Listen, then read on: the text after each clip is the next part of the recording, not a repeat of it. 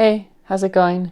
Today I want to talk about my thoughts on college. 3 years ago, in 2020, I left college and I'm not going back. Let me explain. So what's wrong with the education system, from my view? When I think about systems, I see them as a whole, like this huge thing. I have trouble focusing on the little details, and when someone presents to me an issue, I often try to see it in its final form. With the education system, I see it as a way to get a degree, ultimately. So you start going to school, you're little, it's great, you're in grade school, and then things are pretty okay until you get to high school. And like I said in my earlier video, you can check it out up here. It's called When Will the Hustle End? High school has kind of become a springboard for college. Your an American school system, your 11th grade grades are what determines what college you'll get into. Then what college you get into, tells you how much prestige you'll have. And then once your school is determined, then your place in society is determined and what kind of job you can get. And the funny thing is that we're not just talking about what clothes you can afford or what bars you can go to or how many vacations you can take. We're talking about really basic things like, can you afford a house, or will you be a renter for the rest of your life, or can you afford to eat healthy food? Organic food, for example, tends to be more expensive.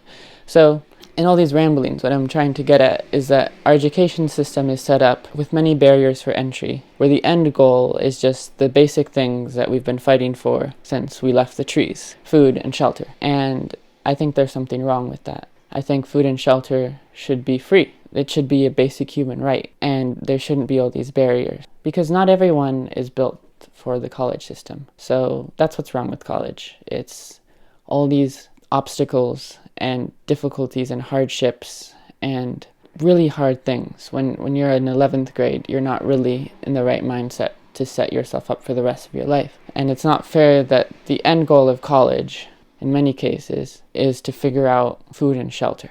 So who does the system actually work for? I'm not going to be black and white, as I tend to be, and say the whole system's horrible and it should go away and fuck college, or I usually don't curse, fuck college and go live your life wandering the universe as I would. I think it really does work for some people, but it requires a very specific ingredient: knowing exactly what you want and having a passion that has a job, because not every passion leads in a nice direct line to you leave college, you get an internship, here's your job. If you really know what you want to do and there's a school that can help you and you work really hard and that's the way you want to move your life, that's great. But a lot of people, myself included, are whatever age, in my case 25, and I still don't know what I want to do at all. I know it's video, but I don't know what college degree I want. Herein lies my premise. I don't want to go back because I'm not sure, and there's things outside of college that are perfectly great and I'm really enjoying.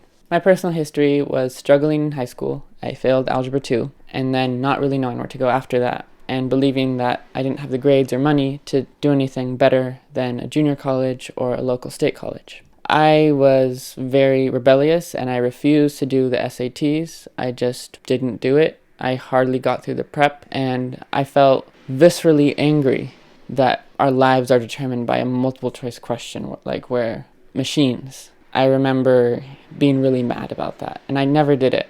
I didn't get the best advice from my college counselor, and I wasn't privy to the fact that there are plenty of colleges that don't require SATs and have different teaching methods for people whose brains are wired differently, like mine. So in the end, I went to a local junior college. I tried theater, I didn't like it. I tried graphic design, I didn't like it. I tried journalism. I think I'd like it if I wasn't covering tragedy. Something about making a living off of tragedy didn't sit right with me. So in the end, I decided to try marketing and entrepreneurship. I really enjoyed these, but mostly because of the teachers. I don't think I actually want to work in marketing. That's not what I really want to do, but it was fun. In the end, 2020 came and I left because I couldn't do online classes. I get distracted easily, and being so far away from the teacher, I kind of felt like I wasn't there. I was just observing a class, and I really need to be there and engaged and have like all my senses, and I like to stay after class and talk to the teacher, and I like to sit next to different people and try to get to know different people, and you really can't do that through Zoom.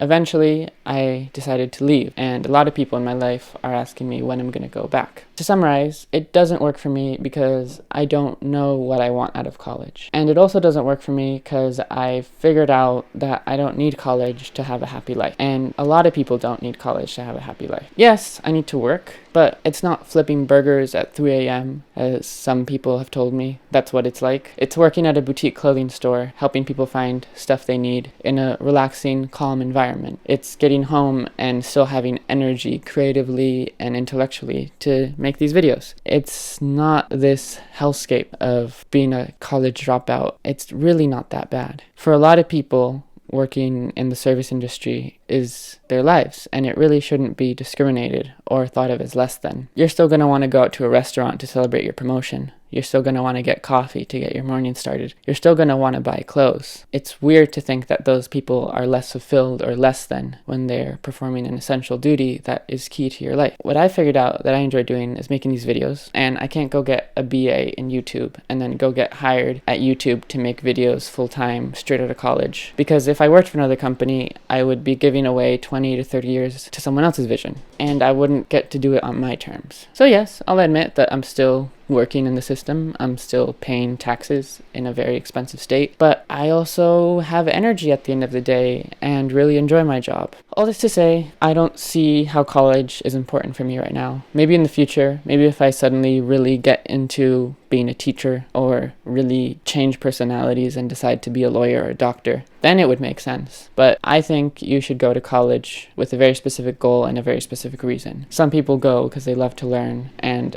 I learn best by researching online at 3 a.m. and getting excited about new concepts. I learn by experiencing the world. There's a great quote from Richard Ayoade. He says, "Film school is life, so you have to live life to make films." So I prefer to live life than go to college. My version of college is this: living life in the service industry, having time to make these videos. But if I were to spend 20 to 40 to 50,000 every 4 months, there's a whole lot other things I could do if I had that. I could help support nonprofits. I could travel, get to know more people. That money can do a lot more than just pay to keep an institution going, to help colleges increase their endowments. And I know it's not all bad. Like I said, college is really important for some people, and it can really change your place in society, which, as I said before, is inherently wrong, and people should just be able to have a place in society without following all these rules. I didn't even mention debt, but I don't have any college debt, and I'm really happy about that. I feel free. If I were going to spend that much money, thinking about what would actually make a difference and what would actually be good.